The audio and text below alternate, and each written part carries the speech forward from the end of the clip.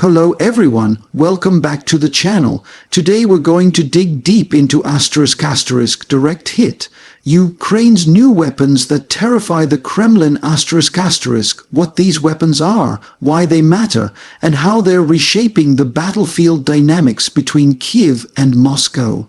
So, let's start by saying this. The war in Ukraine has been evolving rapidly, not only in terms of tactics, but in the kinds of weapons being used. Earlier phases of the conflict saw heavy artillery, tanks, drones, and airstrikes.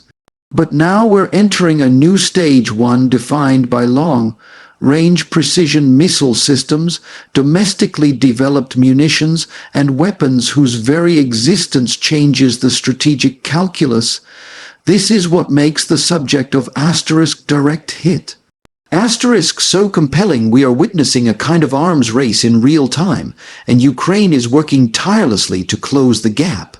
One of the key themes in this discussion is how Ukraine has begun to field systems that can threaten deeper Russian military infrastructure, not just assets near the front lines, but those positioned far behind them.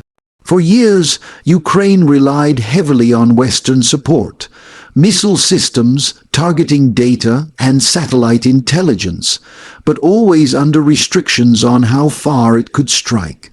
Now, the shift is toward autonomy, developing weapons that Ukraine can deploy independently, giving it control over how and when to hit back. Take, for example, the ** Palyanytsia ** missile, a new domestically developed long-range weapon that has drawn considerable attention. This missile symbolizes a turning point for Ukraine's defense industry. It's designed to push Ukraine's strike range deep into enemy territory, hitting targets once thought unreachable. What's notable is that its range and accuracy reportedly exceed some of the imported Western systems that Ukraine already uses. That gives Kiev freedom to choose its targets without relying on external approval or imported munitions. It's a demonstration of self-reliance and national resilience, showing that Ukraine can now produce weapons capable of defending its sovereignty on its own terms. Ukraine's leadership has spoken about how these systems will allow it to disrupt Russian airbases, ammunition depots, and command posts far from the front. This is a significant evolution, moving from defensive operations to proactive, calculated offensives that reshape the balance of power. Every successful strike not only damages infrastructure, but also sends a psychological message to the Kremlin. There are no longer any untouchable zones. Another key player in Ukraine's arsenal is the * ATACMS missile system, provided by the United States. Initially, its use was restricted to areas under Russian occupation within Ukraine, but these limitations have gradually loosened. Now, Ukraine's ability to launch strikes at longer distances has changed the rhythm of the war. Russian logistics routes, fuel depots, and artillery hubs have come under pressure. Each strike exposes weaknesses in Russia's defense planning, forcing them to reposition assets and rethink their strategy. It's a slow but effective method of eroding the Kremlin's sense of control and invulnerability. But even as Ukraine gains ground technologically, Russia has unveiled its own response, the * Orshnik hypersonic missile.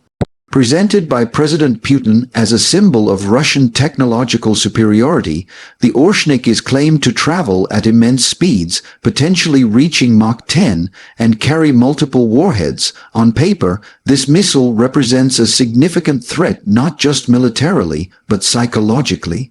The message is clear. Russia wants to remind the world that it still wields tools capable of overwhelming force. However, many analysts view the Orshnik as a weapon of perception rather than proven power. While it certainly looks formidable, there are doubts about how many such missiles actually exist and how reliable they are in combat. Hypersonic weapons are complex to produce, maintain, and guide accurately at such high speeds. Using them in active war zones is risky. Any malfunction or failure would expose weaknesses that the Kremlin can't afford to show. For these reasons, the Orshnik may serve more as a propaganda piece than a practical deterrent. The fear factor comes from the broader shift in warfare. For decades, Russia operated under the assumption that it could strike deep into enemy territory while remaining safe at home.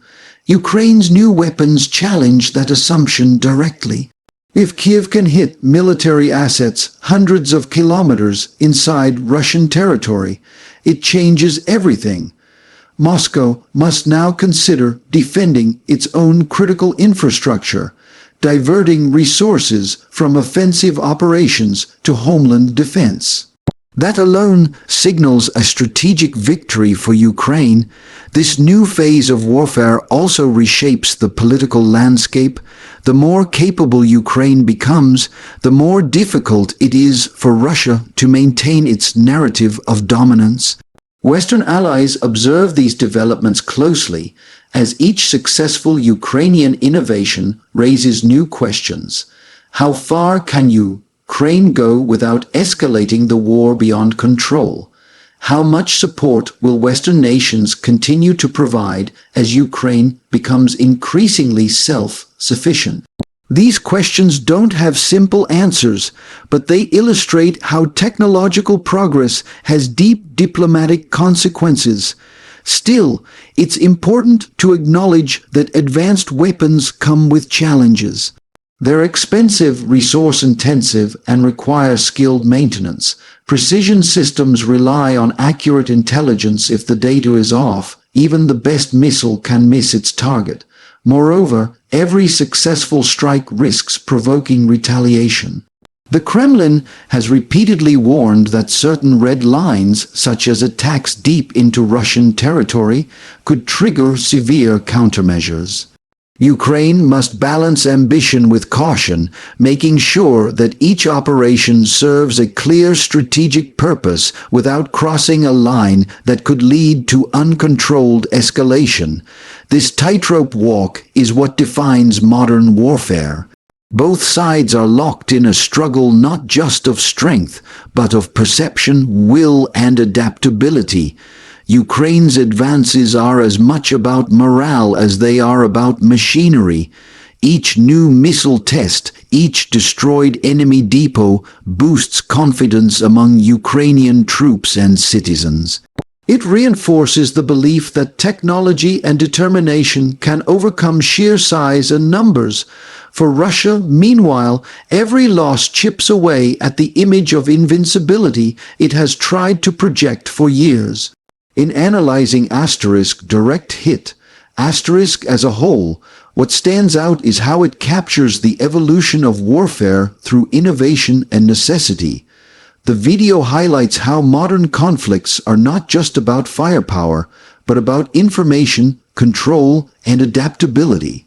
The existence of these weapons changes military behavior before a missile is even launched. It has already influenced strategy, positioning, and psychology. That's what makes these developments so powerful. The real question isn't whether Ukraine's new weapons can change the war overnight, it's whether they can sustain this momentum long enough to shape its outcome. Building such systems requires resources, infrastructure, and time. Yet, Ukraine has shown an extraordinary capacity for rapid development under extreme conditions. The war has transformed its defense industry into one of the most dynamic in the world, capable of producing technology that not only defends the nation, but inspires allies and unsettles adversaries. In the end, direct hit. Ukraine's new weapons that terrify the Kremlin isn't just a story about missiles or military hardware, it's a story about resilience and reinvention. It's about how a nation under siege found a way to turn necessity into innovation.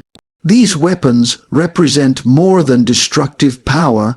They symbolize independence, courage, and the determination to survive against overwhelming odds. The Kremlin may have once believed that fear and force would bring Ukraine to its knees. Instead, that fear now seems to flow in the opposite direction. With every new breakthrough, Ukraine proves that innovation can outpace intimidation. The battlefield is no longer just a place of destruction, it's a proving ground for creativity, intelligence, and the unbreakable will of a nation determined to fight for its freedom. Thanks for watching. If you enjoyed this deep dive, make sure to like, share, and subscribe for more insightful breakdowns. Let me know your thoughts in the comments below, and as always, stay informed, stay curious, and keep questioning everything you see and hear.